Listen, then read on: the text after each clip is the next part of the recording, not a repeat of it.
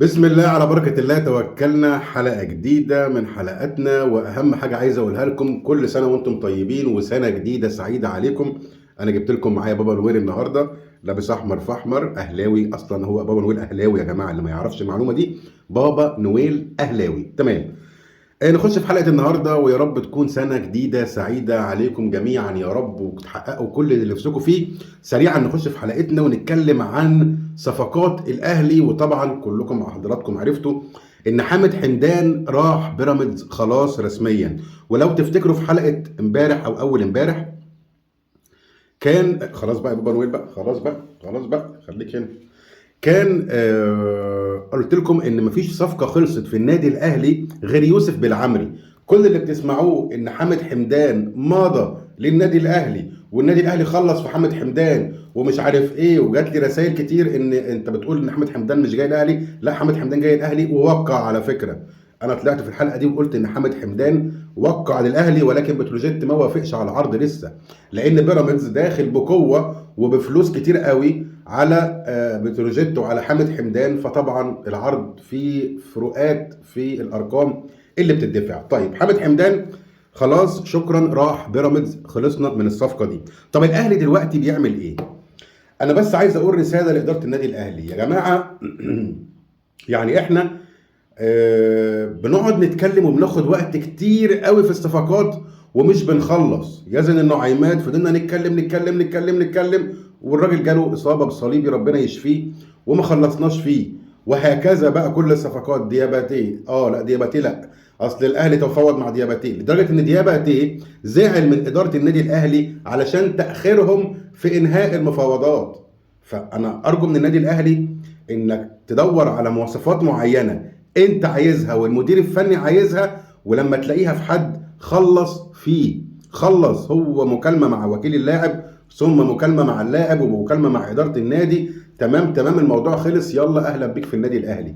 ده اللي المفروض نعمله الفترة اللي جاية. اوعوا تقولوا ان خلاص احنا في يناير ولسه معانا لحد آخر يناير. اوعوا تقولوا الكلام ده خالص، هتلاقوا الشهر بيجري هوا والايام بتجري. احنا عايزين اللعيبه تكون موجوده من النهارده. قول لي ليه؟ علشان تلحق تتمرن معاك، علشان تفهم اجواء الفريق، علشان تتعود على الاجواء المصريه، علشان اللاعب يفهم خطه المدير الفني. فيوم ما ترجع للمباريات يكون اللعيبه اللي انت تعاقدت معاها جاهزه تأدي معاك وجاهزه تظهر بصوره كويسه مع النادي الاهلي. طب الاهلي دلوقتي بيعمل ايه؟ الاهلي بيفكر في بولولو. الاهلي تواصل معاه على 1.5 مليون دولار، ولكن بولولو طالب 1.7، يعني 1.7 مليون. الاهلي رافض 1.7 مليون، الاهلي عارض 1.5 مليون. طب خلصنا؟ لا لسه.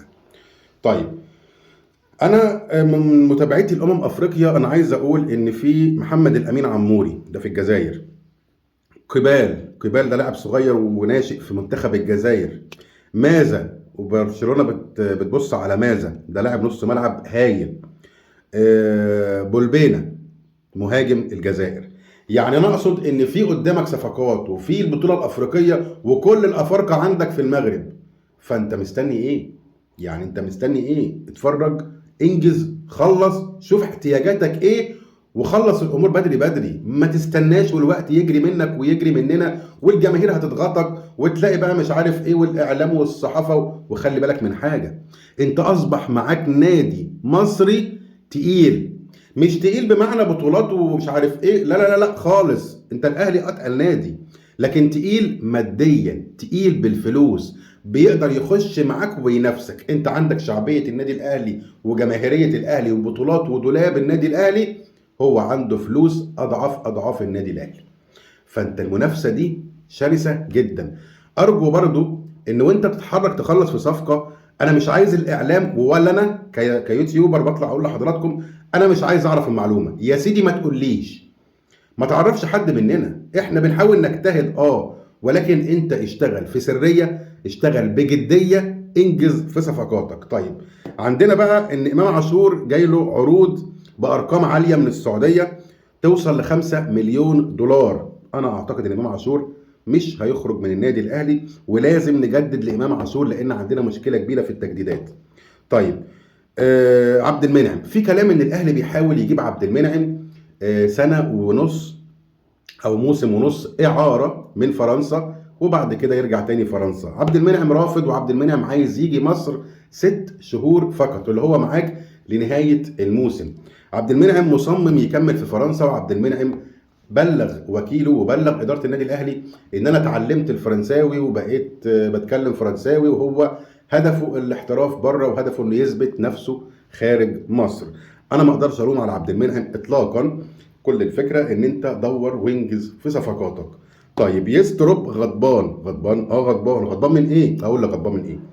النادي الاهلي كان اصدر عقوبه بعد مباراه المصريه للاتصالات والهزيمه الغريبه وخروج الاهلي من كاس مصر بفضيحه من اللي احنا شفناه ده. كان في عقوبه على اللاعبين وفي عقوبه على الاداره الفنيه اللي هو يستروب والمعاونين بتوع يستروب رفض تماما اي عقوبه تلقى عليه، رفض تماما، قال لا انا مفيش عقوبات عليا وانا ما اتبلغتش بكده وايه وانا ماليش دعوه، وانا بجرب اللعيبه ولاعيبتي كلها مع المنتخبات، فما تحملونيش المسؤوليه. واحنا لما تعاقدنا ما كانش فيه بند ان في حاله خرجت من كاس مصر يتوقع عليا عقوبه. الاهلي رد عليه لا دي لائحه في النادي الاهلي في حاله الخروج من الكاس توقع عقوبات. المهم لا مؤاخذه المهم فالكلام رايح وجاي، ولكن يستروب غضبان جدا من العقوبه ورافض تماما توقيع العقوبه عليه. ايا كان يا جماعه، توقيع عقوبه مش توقيع عقوبه، الفكره بالنسبه لي مش عقوبه، الفكره بالنسبه لي ان يوصل رساله للنادي الاهلي او يوصل رساله ليستروب من النادي الاهلي ان خلي بالك النادي الاهلي اما بيشارك في ماتش ودي مطالب انه يكسب. يستروب لو مش عارف المعلومه دي تبقى غلطه كبيره قوي. مفيش حاجه اسمها اصل مش موجوده، اصل انت في العقد ما قلتليش. لا يا باشا، مش محتاجه عقود، مش محتاجه نمضي، محتاجه انك تبقى عارف النادي الاهلي بيخش اي ماتش او اي بطوله ولو ماتش ودي جماهير الاهلي بتطالبك بالفوز وانك تأدي اداء كويس، ايا كان اللعيبه اللي معاك اسمائها ايه او مين اللي بيلعب في ارض الملعب. هو ده النادي الاهلي يا يستروب. طيب عندنا بقى ايه تاني؟ عندنا ان الصفقه اللي خلصت للنادي الاهلي اللي اقدر اقول بنسبه كبيره خلصت هو يوسف بالعمري، وحضراتكم عارفين الكلام ده وكنت قلته في حلقات قبل كده.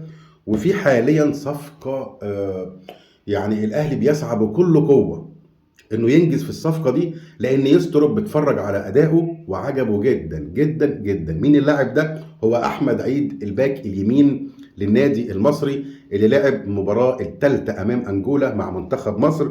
يستروب بتفرج على المباراه واتفرج بالتحديد على اداء احمد عيد، عجبه جدا وطلب ان النادي الاهلي يخلص فيه. طب الاهلي خلص؟ لا ما خلصش. ليه؟ لان المصري طالب احمد عبد القادر وطالب ياخد عمرو اسمه ايه، عمر الساعي بصيغه نهائيه، شراء نهائي. طيب الاهلي وافق؟ الاهلي وافق. الله، امال ايه؟ فين المشكله؟ طب يلا نخلص. لا لسه. ايه بقى المشكله؟ احمد عبد القادر رافض انه يروح المصري البورسعيدي، عايز يروح يا بيراميدز يا الزمالك. وفي الوضع الحالي لنادي الزمالك نتمنى له كل الخير، هو عايز يروح بيراميدز. هتقول لي طب اشمعنى ليه؟ اقول لك لان هو لسه متجوز، فهو لما هيروح المصري فبيتدرب يا اما في بورسعيد يا اما بيتدرب في برج العرب في اسكندريه، فانت بعيد عن مراته بعيد عن بيته والكلام ده. يعني ده من الكواليس، من الاخر كواليس الداخليه باللاعب. طيب الاهلي مش عايز يودي اللاعب لبيراميدز ليه؟ الاهلي يقول لك انا هوديه بيراميدز يستفيد منه. لا، يروح المصري، يروح سيراميكا، يروح مش عارف ايه، لكن بيراميدز والزمالك لا. هنا انا عندي تعقيب صغير قوي. انت كنادي اهلي لو اللاعب انت مش عايز اللاعب ما تجبروش يروح نادي معين انت مش عايزه، وما تحاولش توصل للجمهور او توصل للناس ان اللاعب ده لو راح هناك هيفيد هناك. طب ما احنا عارفين انه هيفيد اي مكان هيروح فيه. احنا عارفين ان عبد القادر لاعب كويس، احنا محتاجين نصبر عليه، محتاجين نديله مباريات، محتاجين ان هو يفهم طريقة اللعب ويؤدي اداء يليق بيه. عبد القادر عنده حريف جدا، ولكن عنده بعض الاخطاء الصغيره قوي اللي لو اشتغلنا عليها اللاعب ده لاعب كبير جدا وسنه صغير. ولكن خلاص احنا وصلنا لمرحله ان عبد القادر عايز يمشي من النادي الاهلي ومش عايز يجدد زيه زي احمد كوكا. فخلاص انا قلتها لكم قبل كده ودايما بقولها، اللي عايز يقعد في النادي الاهلي اهلا وسهلا، واللي عايز يمشي من النادي الاهلي الف مليون سلامه وبالتوفيق. بس الموضوع بسيط، فانت انجز وخلص صفقاتك. عندنا بقى اخر خبر معانا، مصر وبنين خلاص يوم الاثنين القادم باذن الله. مش عارف بقى الساعه 6 ولا الساعه 9، بس هي المباريات هتلاقوا ان كل يوم، طبعا احنا اجازه الايام دي، هتلاقوا بقى بدايه من يوم السبت ماتش الساعه 6، ماتش 9، يوم الاحد 6 9، الاثنين كذلك. فمصر وبنين، طب مصر باذن الله بنسبه كبيره هتفوز على بنين ان شاء الله، قولوا امين. طيب بعد ما نفوز على بنين هنواجه مين؟ هنواجه يا اما كوتيفوار او الفريق اللي هتلعبه كوتيفوار، انا مش متذكر مين حاليا، بس غالبا هتكون كوتيفوار. هنا بقى بدايه افريقيا للمنتخب المصري رسميا. هتقول لي كل اللي حصل ده ايه؟ اقول لك كل اللي حصل ده جميل و10 على 10، بس يعني اللي جاي بقى المعمعه، اللي هو انت هتلاقي كل المباريات جامده، هتلاقي مفيش ماتش سهل، هتلاقي بقى ان ايه. طيب بعد ما نفوز على بنين وان شاء الله نفوز على كوتيفوار، هنروح لمين؟ هنروح يا اما للسنغال او تونس. طبعا نتمنى تونس.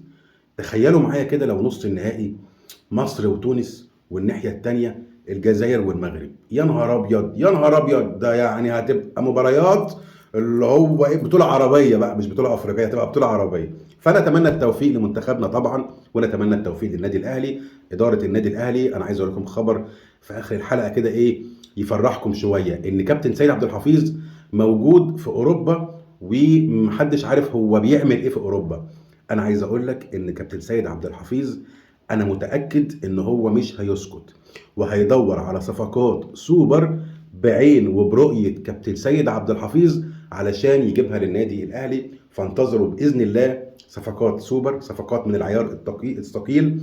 الاهلي راصد ميزانيه عاليه جدا للصفقات، فباذن الله نتمنى انجاز الصفقات. النهارده 1 يناير، عايزين بسرعه نخلص في الصفقات، نشوف رؤيه الجهاز الفني طبعا، لان هو اللي بيختار اللاعبين. لازم برضو رؤيه الاداره، رؤيه النادي الاهلي، ويتوافق الرؤى وننجز في الصفقات.